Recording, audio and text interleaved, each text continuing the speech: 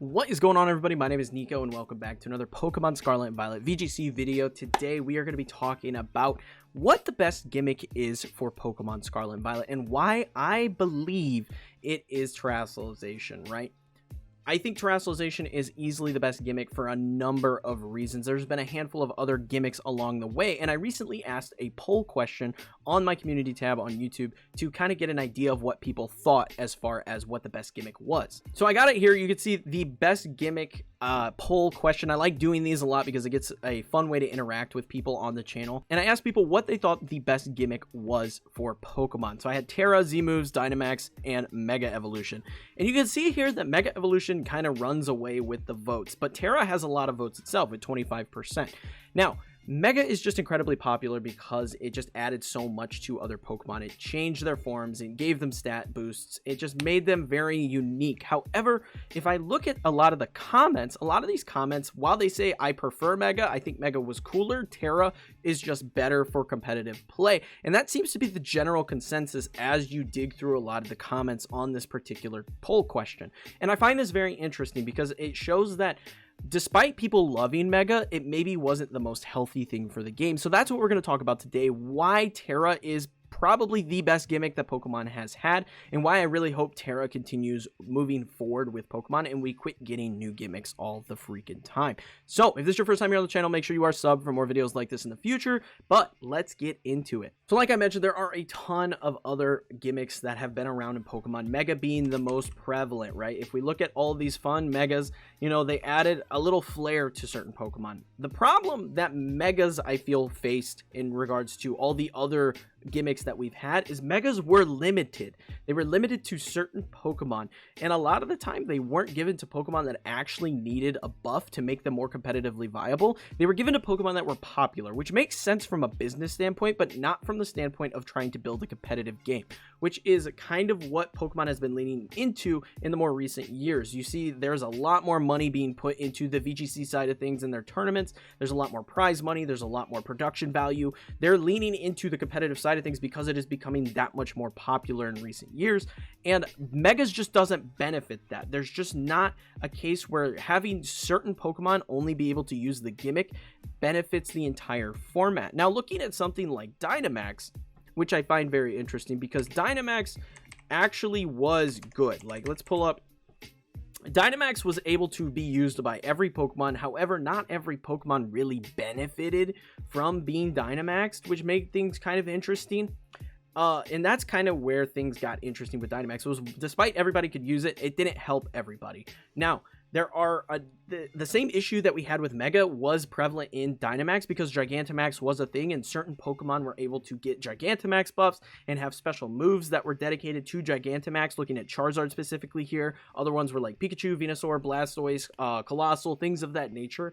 Those Pokemon really benefited from Dynamax, but again, it was limited to those specific Pokemon, which made things kind of weird as far as Dynamax went. So Dynamax, despite being, I think, a step in the right direction for competitive play, was kind of iffy. Now, Z-moves are just kind of interesting because they gave certain Pokemon definite increases in power with certain Z-moves. It really allowed you to kind of dominate with a certain Pokemon. Looking at things like Ultra Necrozma was very popular with very popular with Z-moves. But the problem with Z-moves also was that it was limited to certain Pokemon. Only certain Pokemon got the special moves, and you were limited because you had to have the item held on that particular Pokemon in order to get the benefit of the Z-moves. So that was another thing that you really had to be careful of with Z-moves in particular. Now, why do I think Tera is such an improvement over all of this? Is because Tera, like I mentioned, all these other ones had limitations. They were limited to certain Pokemon, whether it be because a move was on a certain Pokemon or they had a special form, or with Megas that was just that Pokemon that could do that thing.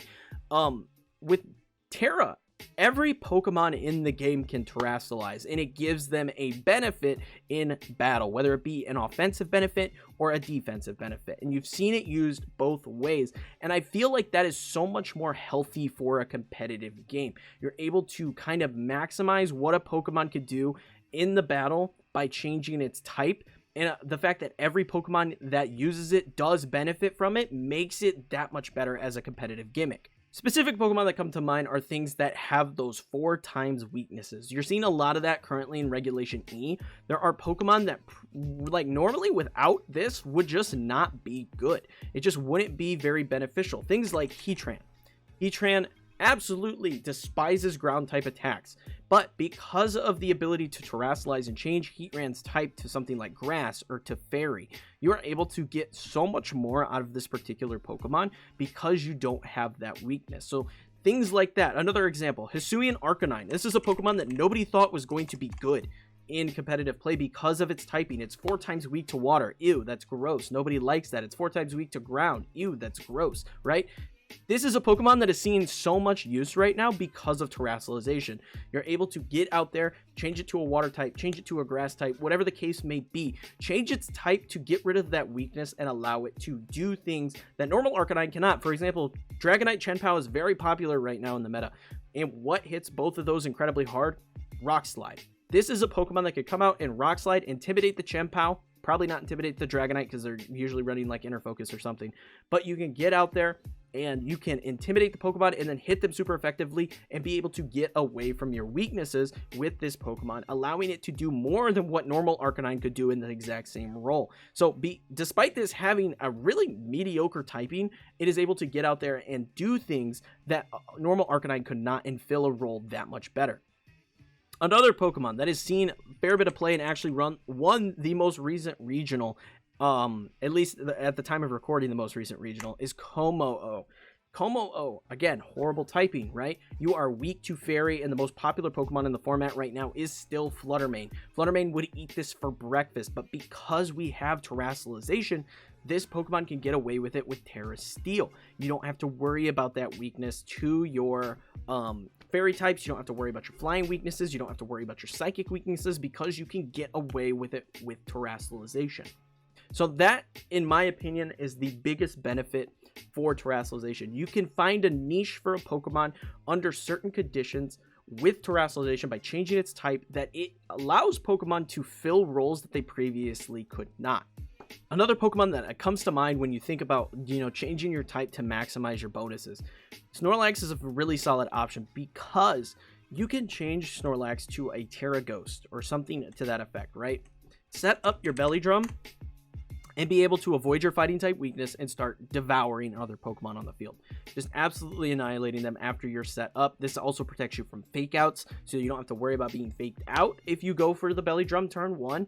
There's just so many things that terastallization changes about a Pokemon. Now, not saying that Snorlax is necessarily a bad Pokemon. It's always been decently good as far as competitive play goes. But something like this can be applied to a different Pokemon that maybe wasn't as popular. I think a good example as something that wasn't as popular is Urshifu Rapid Strike. Now, Urshifu was popular in Pokemon Sword and Shield. However, it was Urshifu Single Strike that was so prevalent. Urshifu Single Strike kind of dominated Sword and Shield when it released.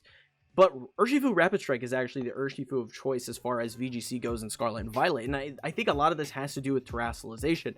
Now, terastallization on top of changing your type will also give you bonus stab damage if you use it as an offensive typing. So if you're already that type and you terastallize into the same type that you already are, you will get 2 times stab instead of 1.5 times stab, which is massive for something like an Urshifu that is going to be hitting so incredibly hard. So Tera Water Urshifu with Surging Strikes has become a staple as far as a water type goes in competitive play in Scarlet and Violet, because you maximize the amount of damage that you get from those surging strikes.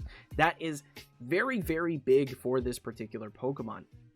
So again, terastallization is able to take Pokemon that were previously not great because of limitations that they had in the format that they were in, and allow them to absolutely eat and change how they play fundamentally. Because of the damage boost that you get on Urshifu, this Pokemon became that much better in this game and kind of overtook Single Strike as far as the main Urshifu of choice. Single Strike still sees play, just not to the same degree that we see with Rapid Strike, especially with all the rain setters that you can get.